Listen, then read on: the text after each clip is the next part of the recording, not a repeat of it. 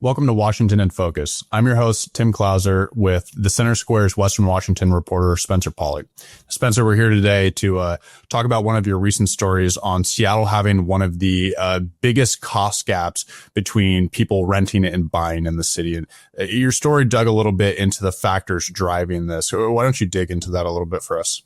Sure. So let's just get into the Bankrate study. There's the typical monthly rent for, I'm talking here like a 2-bedroom apartment in the Seattle metro area, is about $2,200, which is up just 0.5% year over year. So a very slight increase in rent, but that's still a pretty high number. The issue there is that the typical monthly mortgage payment is nearly $5,000. That's up 0.8% year over year. So what we have is a buy rent gap of 119.5%. Now that's high. Now that's the third highest in the nation, just behind San Jose and San Francisco, which were exponentially higher. San Francisco at the highest with 190.7% gap. I think what you have to note here is that these all are tech hubs, right? And so what you have is the tech sector bringing in these higher wage jobs into the respective metro areas, including Seattle. When you have a lot of high wage jobs, you drive up the prices of homes and mortgages. Now, at the same time, we're seeing rent be relatively flat for several years now. And you're seeing more and more apartments coming online. And this causes that 119% gap. Now, what does this gap mean for the average renter in Seattle? I mean, it's a lot to talk about these numbers, and yeah, 2,200, 2,300 is a lot. 4,700 for owning the same home is very alarming. But what does this mean for renters, or say renters that are trying to upgrade and buy their own home in Seattle?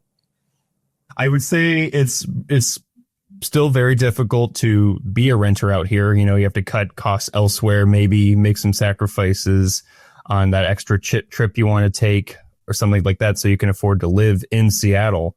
But it's even more difficult to become a homeowner, right? With that huge gap. Now, the one thing we think about when we see this buying versus renting gap is, will there be a crash? You know, that's the big issue here. And I talked to Sean Flynn. He's the executive director of the Rental Housing Association of Washington, because he's an expert on the housing market, much more than I am, Tim. I'm just a reporter, right? I'm trying to figure out all this stuff myself. And what Sean says is he does not expect a housing crash to happen anytime soon. Instead, he expects rent to rise rather than home prices and interest rates to fall. He expects the home prices to sort of mellow out and decrease ever so slightly, perhaps. But what you're going to see is this gap close from the bottom upwards. So that means rent's going to continue to increase, which, you know, you can either get a better, higher paid job, or you're going to have to move out of the city because it's becoming more and more expensive. Now, Tim, this has been an issue for how many years now in Seattle? So it's just a issue becoming more and more prominent. And this is something that, of course, the city is aware of in King County. You know, we're trying to create more affordable housing. But there are some issues that Flynn pointed out to me, and that's, from his perspective, the policies in place, right? So we're talking here about, I was looking more specifically recently at House Bill 1217, which Ferguson signed earlier this month. And that perhaps could undercut affordability goals and disincentivize investments in new rentals, meaning you're going to see less and less affordable housing come into the city, right? Now, what this bill does is it caps annual rent increases at 7% plus inflation. This is for most tenants. And it prohibits rent increases during the first 12 months of a new tenancy. What this means is that we're seeing some options taken to kind of level the playing ground, perhaps, for tenants. But at the same time, we're seeing costs rise for the landlords and the property owners. We're seeing increases in property taxes, and all of these costs are going at this level. So what you're seeing is less and less landlords saying, this isn't a good investment for me. I'm going to move my assets elsewhere or just move out entirely. And they're going to states like Florida, Texas, Tennessee, and just over to the right here in Idaho, right? So that's all we're seeing right now based on my conversations with Sean Flynn. And, I have to tell you that like cities are not able to pass their own rent caps. But Seattle has gone big on tenant protections, like requiring landlords to provide 100 days written notice for any rent hikes and capping late fees. These are all things that kind of just cut and poke landlords in Seattle and causing an issue, I think, here. I've heard similar issues in Spokane, where I cover, where the city of Spokane has passed a few rent control measures, not so much establishing a threshold on annual rent increases like House Bill 1217, but requiring landlords to provide air conditioning, so codifying the right to air conditioning.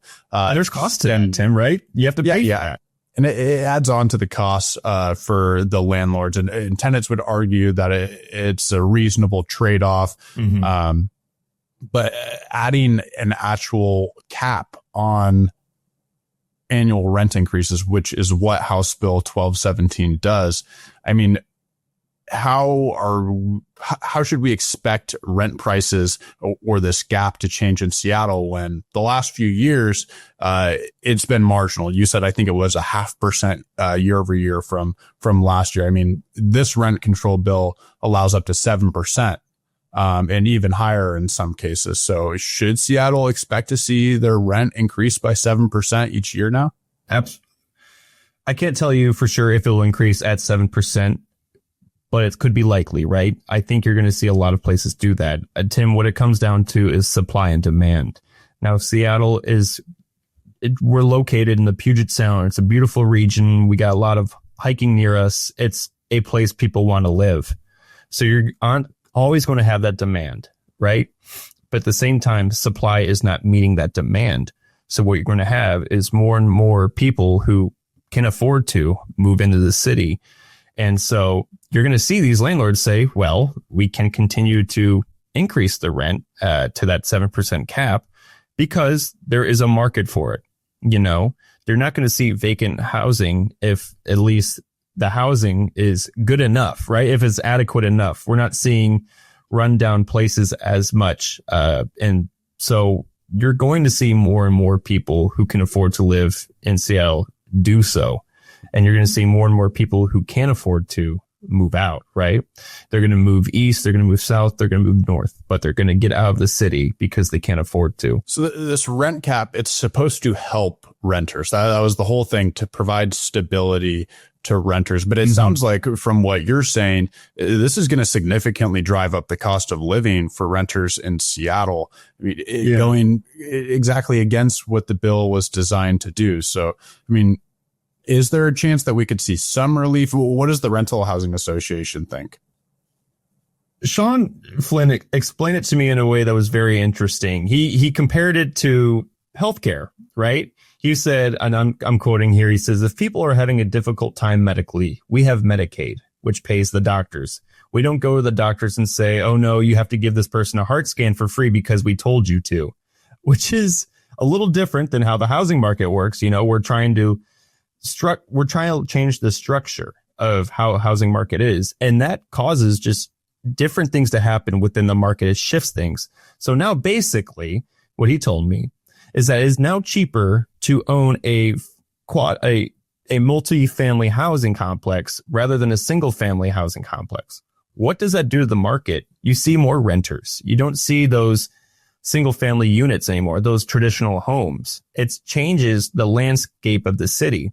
Now, Sean Flynn and the Rental Housing Association of Washington, they suggest maybe direct subsidies to those who are struggling to pay rent, something like food stamps. If you give food stamps to people who can't afford groceries, rather than telling grocery outlets to say, hey, you have to charge this price for an apple because we said so. It's just kind of interesting to hear that explanation for how the housing market is affected by policies when you're saying similar things, or the exact opposite things, I should say, when it comes to healthcare or grocery or food. And so I think that's one thing that's interesting is the housing market is handicapped by all these policies. Now, how do we adapt to that? I think you're not going to see huge changes to the state with the policies, but What we can see a little bit is that local cities and counties can streamline the building process, at least, so that housing can be constructed at a faster rate, able to fit demand. That might be the best solution we have right now to at least close this gap without, having a huge exodus of people leave the city because they can't afford to. Mm-hmm. Sounds like something that the state definitely needs to get under wraps. I mean, streamlining the process so we can get more homes up, not only so renters can move in there, but also it provides that supply so housing prices can come down and more renters can upgrade. I think it's worth noting right now that over the next 20 years, Washington State is anticipating a shortage of 1 million units. They're short, I want to say, 250,000 right now. That's significant. That's a significant amount of people that need housing. And with House Bill 1217 putting annual caps on rent increases, which essentially guarantees annual rent increases of 7 to 10%. I mean, it kind of goes against the effort of building up this stock. But Spencer, I appreciate you covering this topic, and I'm sure you'll have your eyes on it moving forward. But thank you, everyone, for joining us for another episode of Washington in Focus.